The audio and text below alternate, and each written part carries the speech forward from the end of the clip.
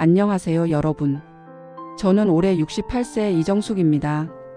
오늘 제가 들려드릴 이야기는 정말 말하기도 힘든 일입니다.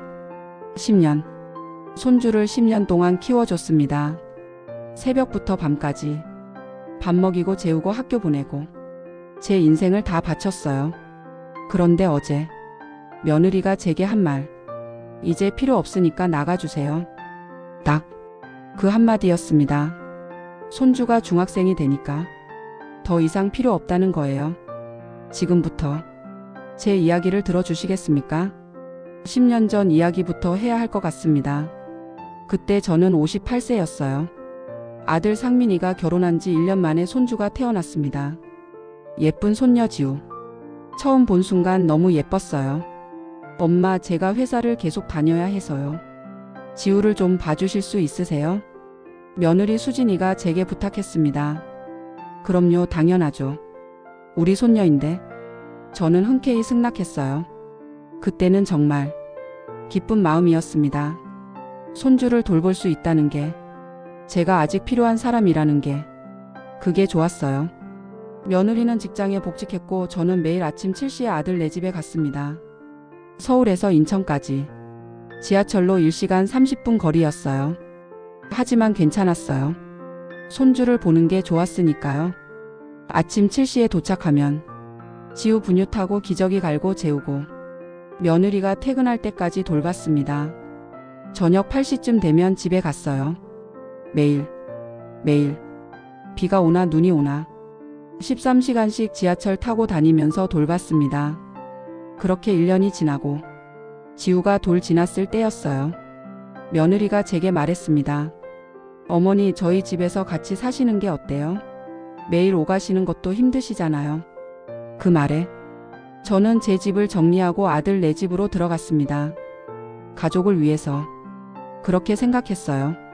지우는 무럭무럭 자랐습니다. 돌 지나고 3살 되고 유치원 들어가고 저는 매일 지우를 챙겼어요. 아침 6시에 일어나서 아침밥 만들고 지우 유치원 보내고 유치원 끝나면 데리러 가고 집에 와서 간식 먹이고 저녁 식사 준비하고 지우 씻기고 책 읽어주고 재우고, 그게 제 일상이었습니다. 며느리는 회사 일이 바쁘다고 했어요. 집에 와도 피곤해서 바로 자고 주말에도 약속이 많다고 나가고. 지우는 사실상 제가 키운 거예요. 그렇게 5년이 지났습니다. 지우가 초등학교에 입학했어요. 1학년이 됐을 때 며느리의 태도가 조금씩 달라지기 시작했습니다. 어머니, 지우 숙제 좀 봐주세요. 어머니, 지우 학원 보내야 하는데 등록 좀 해주세요. 어머니, 지우 준비물 사러 가주세요. 전부 다 저한테 시키더라고요. 그래도 저는 했어요. 손주를 위해서. 그렇게 생각하면서요. 지우가 3학년이 됐을 때 영어학원, 수학학원, 피아노학원 3곳을 다니게 됐습니다. 학원 데려다주고 데리러 가고 하루에 34번씩 오가는 거예요. 제 무릎이 점점 아파지기 시작했어요. 70살이 넘어가니까 체력이 예전 같지 않더라고요. 어느 날 며느리한테 말했습니다. 수진아, 나 좀 힘들어서 학원 한 곳은 줄일 수 없을까? 그랬더니 며느리가 이렇게 말하더라고요. 어머니, 요즘 애들은 다 이렇게 해요. 지우가 뒤처지면 어떡해요? 그래도 나도 이제 나이가. 어머니 건강이 안 좋으시면 제가 어떻게 하라고요?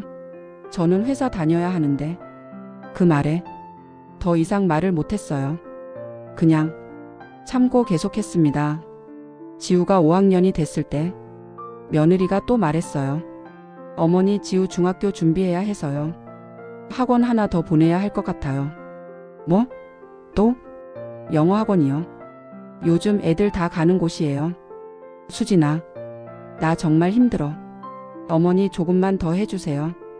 지우가 중학교만 들어가면 혼자 다닐 수 있어요. 중학교만 들어가면. 그 말을 믿었어요. 조금만 더 참으면 된다고. 그렇게 또 2년을 버텼습니다. 올해 지우가 중학교 1학년이 됐습니다. 13살. 이제 혼자 다닐 수 있는 나이가 됐어요. 저는 속으로 생각했습니다. 이제 좀 쉴 수 있겠구나. 10년 동안 매일 같이 새벽부터 밤까지 정말 힘들었거든요. 그런데 지우가 중학교 입학한 지 한 달쯤 지났을 때 며느리가 저를 거실로 불렀습니다. 어머니 잠깐 얘기 좀 할게요. 응, 무슨 일인데? 며느리가 진지한 표정으로 말했어요. 어머니, 지우가 이제 중학생이 됐잖아요. 그러게, 우리 지우 많이 컸지. 그래서요. 이제는 어머니가 안 계셔도 될 것 같아요. 뭐? 순간 귀를 의심했습니다. 지우가 이제 혼자 다니고 혼자 있을 수 있어요. 그리고 사실 지우가 사춘기라 할머니랑 있는 걸 좀 불편해 하더라고요. 지우가 그랬어? 네, 요즘 애들은 다 그래요. 할머니보다는 혼자 있고 싶어 하고 가슴이 무너지는 것 같았습니다. 그래서 어머니 원래 집으로 돌아가시는 게 어떨까 싶어서요. 말이 안 나왔어요. 어머니도 이제 편하게 지내시고 저희도 독립적으로 생활하고 며느리는 태연하게 말하더라고요. 마치 당연한 일인 것처럼요. 10년을 내가 어머니 물론 감사해요. 정말 많이 도와주셨어요. 근데 이제는 각자 생활하는 게 좋을 것 같아요. 나는 내 집도 정리하고 여기서 살았는데 어머니 집 아직 있잖아요. 거기 가시면 되죠. 그때 깨달았습니다. 며느리는 처음부터 저를 도우미로 생각했던 거예요. 필요할 때 쓰고 필요 없으면 버리는 그냥 도구였던 거죠. 그날 밤 손주 지우를 불렀습니다. 지우야, 할머니한테 물어볼 게 있는데. 네? 너 할머니랑 있는 거 싫어? 지우가 잠깐 망설이더니 할머니, 요즘 친구들이 놀러 오고 싶어 하는데 할머니 계시면 좀. 그 말을 듣는 순간 눈물이 났어요. 10년 동안 매일 밥 먹이고 재우고 학원 보내고 내 무릎 아픈 것도 참고 허리 아픈 것도 참고 그렇게 키운 손주가 이제는 저를 불편해 한다는 거예요. 그래, 알았어. 더 이상 말을 할 수 없었습니다. 다음 날 짐을 싸기 시작했습니다. 10년 동안 모은 짐들, 지우 어렸을 때 사진들, 지우가 그려준 그림들 전부 다 챙겼어요. 며느리는 아무렇지도 않은 표정으로 회사에 갔습니다. 아들은 미안한 표정을 지었지만 며느리 편을 들더라고요. 엄마, 미안해요. 근데 지우가 사춘기라. 됐어. 알았어. 더 이상 말하고 싶지 않았습니다. 점심때쯤 짐을 다 쌌어요. 10년이라는 시간이 2개의 가방에 담겼습니다. 집을 나서는데 현관에 지우 신발이 보이더라고요. 그 신발 제가 사준 거예요. 지우가 할머니 이거 갖고 싶어요 했던 신발. 제 용돈으로 사줬던 거. 눈물이 또 났어요. 택시를 타고 인천에 있는 제 집으로 갔습니다. 10년 만에 돌아가는 집. 문을 여는 순간 먼지가 가득했어요. 텅 비어 있었습니다. 가구도 거의 없고 냉장고도 비어 있고 그 순간 깨달았어요.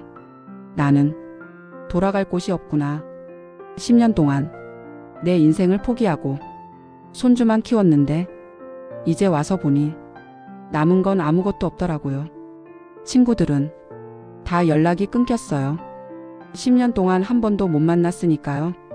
취미생활도 없어요. 손주 돌보느라 아무것도 못했으니까요. 건강도 많이 나빠졌어요. 무릎은 계속 아프고 허리도 삐걱거리고 병원도 제대로 못 갔었거든요.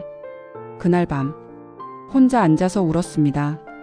아무도 없는 텅 빈 집에서 혼자 펑펑 울었어요.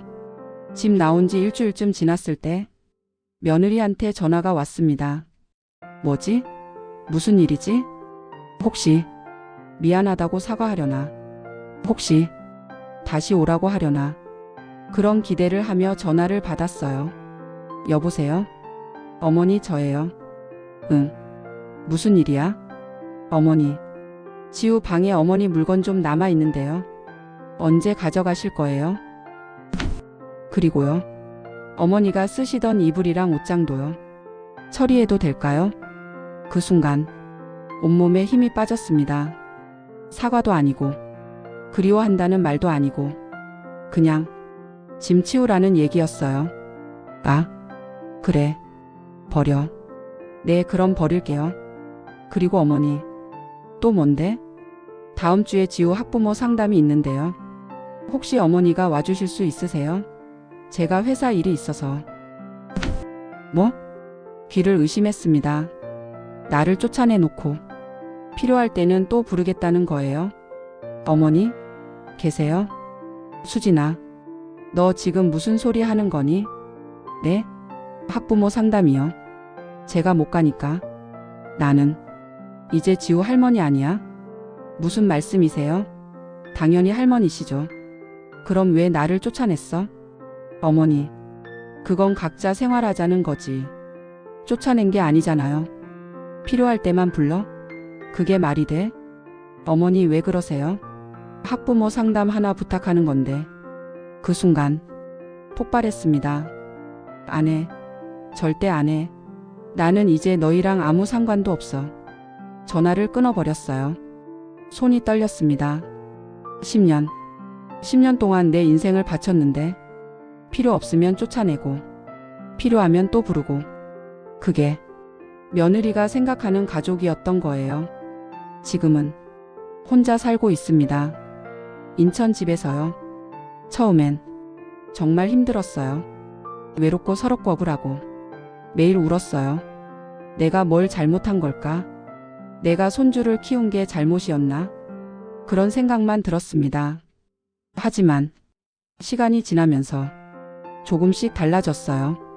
복지관에 나가기 시작했습니다. 거기서 비슷한 처지의 할머니들을 만났어요. 저도요. 손주 7년 키웠는데 똑같이 당했어요. 저는 5년 키웠는데 며느리가 똑같이 그러더라고요. 저만 그런 게 아니었어요. 많은 할머니들이 똑같은 일을 겪고 있었습니다. 그제야 깨달았어요. 이건 개인의 문제가 아니라 사회 전체의 문제라는 걸요. 할머니들은 공짜 육아 도우미가 아닙니다. 우리도 인생이 있어요. 우리도 꿈이 있고 하고 싶은 게 있어요. 그걸 다 포기하고 손주를 키워줬는데 고맙다는 말 한마디 없이 쫓겨나는 게 말이 됩니까? 요즘은 복지관에서 노래 교실에 다니고 있어요. 친구들도 사귀었고요. 건강도 조금씩 챙기고 있습니다. 병원도 가고 운동도 하고 처음엔 외로웠지만 지금은 오히려 자유로워요. 아무 눈치도 안 봐도 되고 제가 하고 싶은 대로 살 수 있으니까요. 아들한테는 한 달에 한 번 정도 연락이 옵니다. 엄마 괜찮으세요? 응, 잘 지내. 그게 전부예요. 며느리한테는 연락이 없어요. 지우한테도요. 가끔 지우 생각이 나긴 해요. 10년 동안 키운 손주니까 어떻게 안 그리울 수가 있겠어요. 하지만 이제는 연락하지 않아요. 제가 먼저 다가가면 또 이용당할 것 같으니까요. 여러분, 특히 손주 돌보고 계신 할머니, 할아버지들, 제 말 꼭 들어주세요. 손주 사랑하는 마음은 알겠어요. 저도 지우를 정말 사랑했으니까요. 하지만 선을 그으셔야 합니다. 여러분의 인생을 포기하면서까지 손주를 키워주지 마세요. 도와주되 여러분의 삶은 지키세요. 그리고 며느리 사위분들, 부모님이 손주를 돌봐주시는 건 당연한 게 아닙니다. 감사한 일이에요. 그 감사함을 잊지 마세요. 필요할 때만 부르고 필요 없으면 쫓아내는 그런 건 사람이 할 짓이 아닙니다. 저는 이제 제 인생을 살려고 합니다. 68살. 늦었지만 아직 늦지 않았다고 생각해요. 여러분도 용기 내세요. 손주보다 여러분 자신이 더 소중합니다. 오늘 제 이야기가 여러분께 도움이 되었으면 좋겠습니다. 혹시 비슷한 경험 있으신 분들 댓글로 이야기 나눠요. 우리 혼자가 아닙니다. 구독과 좋아요는 저에게 큰 힘이 됩니다. 감사합니다. 다음에 또 만나요.